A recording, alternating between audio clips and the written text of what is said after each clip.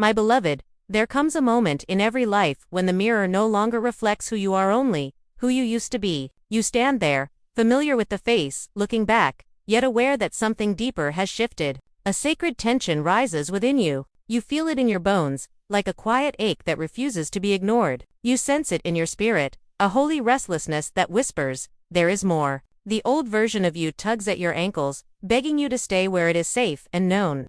But the new you demands that you rise, stretch, and step forward. Growth is never comfortable. It does not arrive gently or ask for permission. Transformation is never polite. It interrupts routines, challenges beliefs, and stretches muscles that have grown weary from standing still too long. Growth asks you to loosen your grip on what once felt like home but now feels like chains. It invites you to leave behind identities that once protected you but can no longer sustain you. Do not fear this evolution. When the soil of your soul begins to crack, it is not a sign of destruction. It is evidence of preparation. The ground must open before new roots can take hold.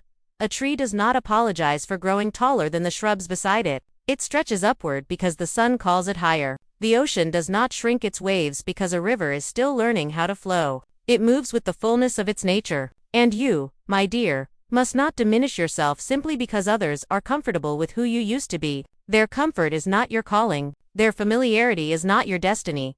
There comes a season when the familiar becomes a burden rather than a blessing. The shoes you once wore with ease begin to pinch your growing feet. The paths that once felt safe start to feel narrow, confining, and unworthy of the vision awakening inside you. This is not rebellion. It is recognition. Growth requires letting go, and letting go is one of the bravest acts a soul can ever commit. It means choosing expansion over comfort, truth over habit, destiny over nostalgia. You cannot step into the new while dragging the remains of the old behind you. You cannot carry yesterday's identity into tomorrow's assignment. The past version of you, every single one, served a purpose. It taught you survival. It shaped your resilience. It carried you through seasons you did not think you would survive. But hear this clearly: it was a bridge, never a home. Bridges are meant to be crossed, not camped upon. To outgrow the old version of yourself is not to despise who you were. It is to honor that version by refusing to stay smaller than you were created to be. Release it with gratitude. Thank it for what it taught you. Bless it for how it carried you. But do not live there. Living there will suffocate the future that is calling your name.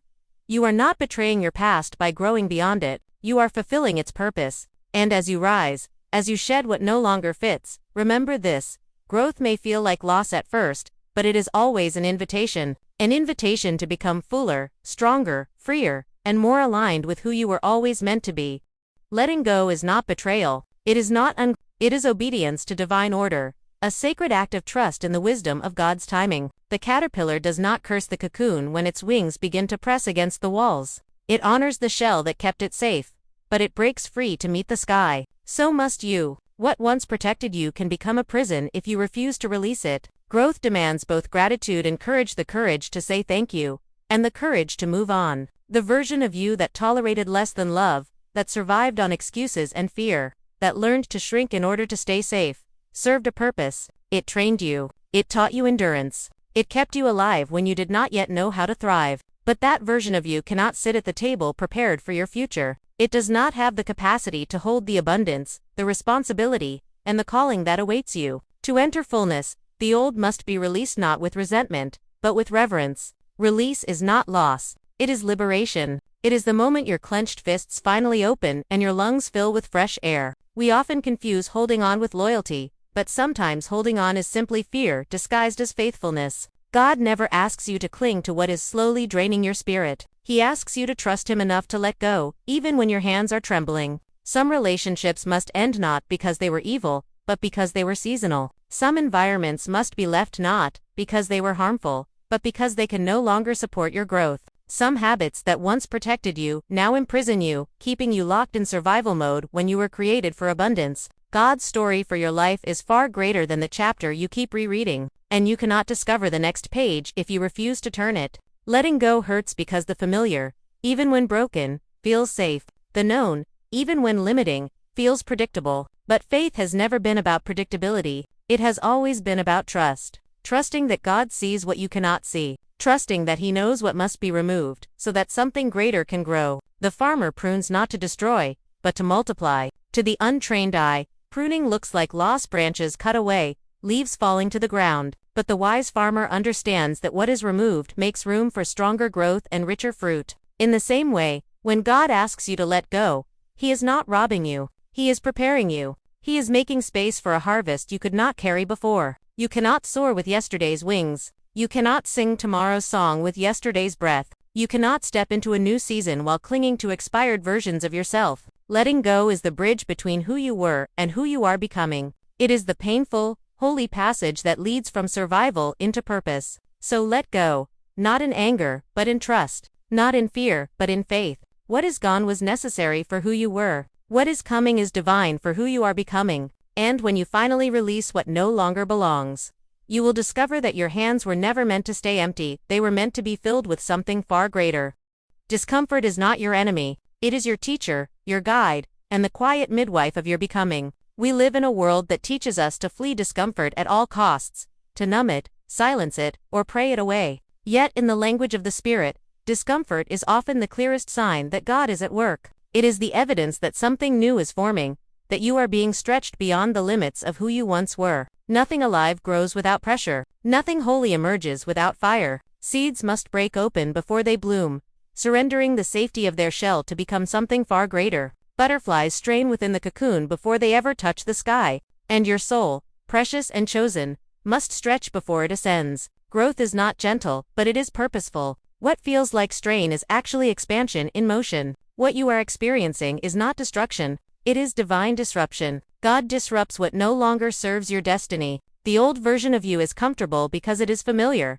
It knows how to survive, how to cope, how to stay small and safe. But comfort cannot carry crowns. Comfort cannot steward calling. So God stirs you. He unsettles what has grown stagnant. He places a holy unease in your spirit so you will rise instead of remain. Do not run back to what feels safe but small. Do not retreat into old habits simply because they are familiar. Growing pains ache because expansion is happening. Just as a child's bones ache when their body stretches into a new season, your spirit aches because it is enlarging. You are shedding old skin, old mindsets, old fears, old limitations. The tightness you feel is not the end of you. It is the beginning of something stronger, wiser, and more aligned. Discomfort exposes what needs to change. It reveals where you have outgrown your It pushes you to confront truths you once avoided. This is not cruelty, it is mercy. For a God who never allowed discomfort would be a God who never allowed growth. He loves you too much to leave you as you are. Diamonds are formed under pressure, hidden deep beneath the earth's surface. Gold is refined in fire, purified through intense heat. The olive yields its oil only when it is crushed. Do you see the pattern? Without pressure, there is no brilliance. Without fire, there is no purity. Without discomfort, there is no transformation. The very thing you are trying to escape may be the tool God is using to elevate you. Do not ask God to remove the pressure too quickly. Ask Him to strengthen you through it. Ask Him to teach you what this season is shaping within you. This moment is not meant to break you. It is meant to build you. It is forging resilience, deepening faith, and enlarging your capacity to carry what is coming next. One day, you will look back on this season and realize that what once felt unbearable was actually sacred. You will see that the discomfort was not punishment, but preparation. It was the midwife that helped birth a new version of you, one who stands taller, believes deeper, and walks forward with unshakable trust. Stay present, stay faithful. The stretching will soon give way to strength. You were not created to make yourself small so others could feel tall. You were not born to dim your light to soothe someone else's insecurity, or to fold your wings because the sound of your flight makes others uncomfortable. From the beginning, you were designed to rise, to expand, to reflect the fullness of what God placed within you. Shrinking was never part of your assignment. Humility is not hiding. Humility is not pretending you are less than you are. True humility is knowing the source of your greatness and giving glory where it belongs. When you deny the light within you, you are not being humble, you are being fearful. And fear has never been a fruit of faith. God did not pour gifts, wisdom, and purpose into your life so that you would bury them in the soil of apology. Some people preferred the smaller version of you, the quiet one who never challenged them, the accommodating one who made space for everyone else, the fearful one who stayed in the background. That version of you felt safe to them because it did not confront their comfort. And when you begin to grow, when you stand taller and speak clearer, they will say, "You've changed." And they are right. You were meant to. Growth is evidence that life is still moving within you. Do not fold yourself to fit into places God has already outgrown for you. Do not silence your voice to preserve rooms you are only meant to pass through. When you shrink yourself, you dishonor the Creator who planted light within you. You mute the song He placed in your spirit. You dim the flame He ignited for a purpose far greater than approval. You cannot carry their fear and your destiny at the same time. One will always demand the sacrifice of the other. If you choose to protect their comfort, you will abandon your calling. If you choose to rise into who God created you to be, some will misunderstand you. Let them. You were never meant to be understood by everyone. You were meant to be obedient to the one who called you. Your light does not shame the world, it saves it. Light reveals, heals, and guides. A city set on a hill cannot be hidden, and a lamp is not lit to be placed under a basket. So why would you cover what God ignited? Why would you apologize for the brilliance He intentionally designed? Stand tall, even when your knees tremble. Speak boldly, even when your voice shakes. Shine without apology, not in pride, but in purpose. You are not here to fit into their vision of who you should be. You are here to live out God's vision of who you are. And His vision for you is expansive, radiant, and unashamed. When you stop shrinking, you give others permission to rise. When you stand in truth, you light the way for those still hiding. Do not betray your calling to maintain comfort. Rise fully. Shine freely. You were never made to apologize for the light you carry.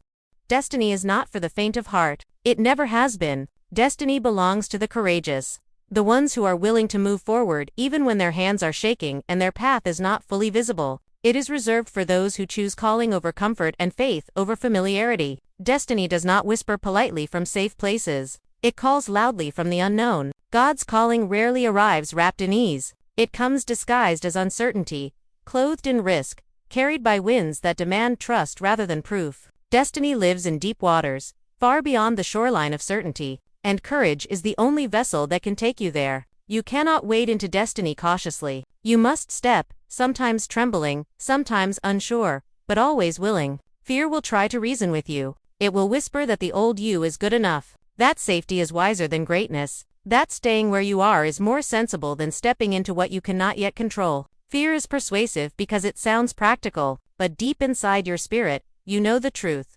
Smallness no longer fits. Comfort has begun to suffocate you, and remaining where you are feels more frightening than the risk of moving forward. Courage does not mean fear is absent. Courage means fear no longer gets the final word. It means you acknowledge the fear, but you refuse to obey it. It means you choose obedience over anxiety and faith over familiarity. Courage says, I am afraid, but I will move anyway.